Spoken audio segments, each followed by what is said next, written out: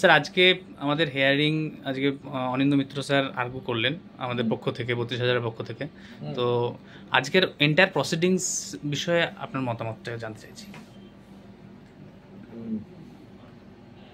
আজকে senior advocate Shri অনিন্দ্য মিত্র sir প্রায় পুরো দিনটাকেই নিয়েছেন, তাছাড়া অন্য কাউকে কোনো কথা শোনা হয়নি এবং উনি পরশুদিন আরও 1 ঘন্টা সময় নেবেন বলে উনি আবেদন করেছিলেন, জজ সাহেব সেটা মঞ্জুর করেছেন।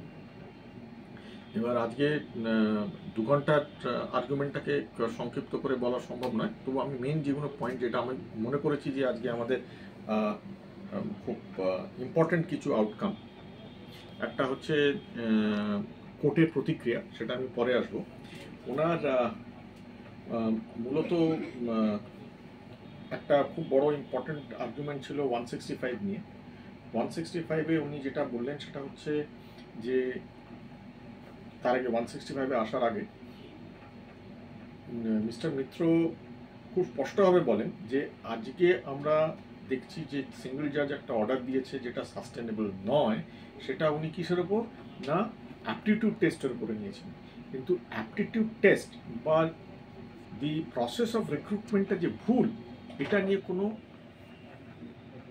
চ্যালেঞ্জ রিট পিটিশনে নেই। রিট পিটিশনাররা unsuccessful, but they have not challenged the process of recruitment. ওদের বক্তব্য যে আমাদের চাকরি পাওয়া উচিত, কিন্তু ওরা বলেনি যে অ্যাপটিটিউড টেস্ট হয়নি বা ইন্টারভিউটা ভুল হয়েছে, অ্যাপটিটিউড টেস্ট আর ইন্টারভিউটাকে একসঙ্গে নেওয়া হয়েছে। সেখানে জজের মূলত একটি প্রশ্ন ছিল যে হয়তো হতে পারে যে সিঙ্গল জাজ এই ভেবেছে যেখানে অ্যাপটিটিউড টেস্ট 10 নম্বরের, ইন্টারভিউ 5 নম্বরের, তাহলে একটা নিয়ে অন্যটা না নিয়ে যৌথ একটা নম্বর দিয়ে নম্বর বাড়িয়ে কাউকে চাকরি দিয়ে দেওয়া হয়েছে। এটা হয়তো ওনার একটা চিন্তাধারা হয়ে থাকতে পারে, এরকমভাবে কোর্ট রেখেছে। এবার তার মধ্যে একটা উত্তর বেরিয়ে এসছে মিস্টার মিত্রর কাছ থেকে যে 50 নম্বরের ওপর যেখানে রিক্রুটমেন্ট করা হয়েছে তার মধ্যে 40টা এরিথমেটিক্যাল, কে তার আগে একাডেমিক ক্যারিয়ারে তার টেট বা ইত্যাদিতে কি কত নম্বর পেয়েছে, তাহলে যদি বোর্ডের ইচ্ছাকৃতভাবে অনেক মানুষের চাকরি নিয়ে নিয়েছে বা চাকরি দিয়েছে এরকম যদি একটা ইমপ্রেশন হয়ে থাকে, সেটা কিন্তু একটা খুব সীমিত জায়গার মধ্যে আটকে আছে।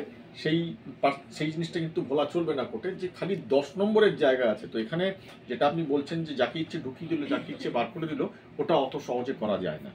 এক, দ্বিতীয়ত বললো এই যে অ্যাপটিটিউড টেস্ট, খুব ভালো সুন্দর একটা প্রশ্ন করেছেন, যেটাকে আপনি কিছু জানতে চাইতে পারেন, কিন্তু জানতে চাইবেন কি ব্যাপারে, যেটা একটা রেলেভেন্ট ফ্যাক্ট, এটা না চ্যালেঞ্জ করা হয়েছে, না এটার বিরুদ্ধে কিছু বলা হয়েছে। এবার যখন এটা কন্টেস্ট করা হয়নি, তখন অ্যাপটিটিউড টেস্ট যে রেলেভেন্ট, এটা কি করে বলা যায়? এটা আইনত তো হতে পারে না, it's not a relevant fact. কারণ কি এই রেলেভেন্ট ফ্যাক্ট আনতে গেলে তার রিট পিটিশনটাকে অ্যামেন্ড করার দরকার ছিল, সেখানে রিট পিটিশনের কোনো অ্যামেন্ডমেন্ট হয়নি। তো যে রিট পিটিশনে আছে সেই রিট পিটিশনের উপর দাঁড়িয়ে আজকে তুমি বলছো যে অ্যাপটিটিউড টেস্টটা ভুল, দিস ইজ, আর তার উপর তুমি 165-কে ব্যবহার করে তুমি প্রশ্ন উত্তর করছো, এটা আইনত বেঠিক হয়েছে। উনি একটা খুব সুন্দরভাবে বললেন, in my humble understanding the single judge has misdirected himself. আরেকটা পয়েন্ট যেটা আজকে খুব গুরুত্বপূর্ণ, সেটা হচ্ছে কোর্ট একটি খুব গুরুত্বপূর্ণ প্রশ্ন রেখেছে। বলেছে আমি বাকি সব পয়েন্ট বুঝতে পারছি, আপনি আমাকে বলুন প্যারা নাম্বার 18, 19, 20 এই তিনটের উত্তর আপনি কেন দিতে পারছেন না। ইমপিউন্ড অর্ডারের যেটি সিঙ্গল জাজের অর্ডারের প্যারা 18, 19, 20, যেখানে উনি মূলত বলেছেন জজে আমাদের ডিভিশন বেঞ্চের রায় অনুযায়ী যে উনি বলেছেন করাপশন, বলছেন যেখানে আমি করাপশন দেখতে পাচ্ছি সেখানে আমি কি কিছু করতে পারবো না, আপনি এই প্রশ্নের উত্তর আমাকে দিন। এবং এই প্রশ্ন মূলত এই সীমিত জায়গাটার উত্তর মিস্টার মিত্র বলছেন আগামী দিন দিতে পারবেন। মানে আমি মনে করি যে এটা আমাদের যে গত 3-4 সপ্তাহ ধরে যে আর্গুমেন্ট চলছে, সেটা একটি আরেকটা গুরুত্বপূর্ণ আজকের দিন ছিল, যেখানে অন্তত জজ বা কোর্ট তার নিজের চিন্তাভাবনাটা প্রকাশ্যের সবাই সম্মুখে রেখেছেন। এবং এটা অন্তত জানা হয়ে গেছে যে যে গ্রাউন্ডে উনি সিঙ্গল জাজ অর্ডারটা পাস করেছেন, সেটার জন্য প্লিডিংস হয়তো খুব সামান্য বা নেই ওটাকে সাপোর্ট করার মতো। এখানে এখন দাঁড়িয়ে আছে নেক্সট দিন কি 18, 19 এবং 20 এই তিনটে যে প্যারাগ্রাফ আমাদের ইমপিউন্ড অর্ডারে আছে তার অ্যাপেলেন্টদের কাছে তার কি উত্তর আছে।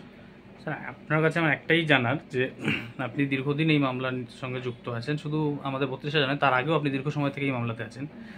এই যে স্ক্যাম বিষয়টা যেটা উঠে আসছে বেঞ্চের পক্ষ থেকে, তো এই স্ক্যাম জিনিসটা কি কাউন্টার করার মতো সাবস্টেন্সিয়াল জায়গাতে আমরা এখনো আছি না নেই?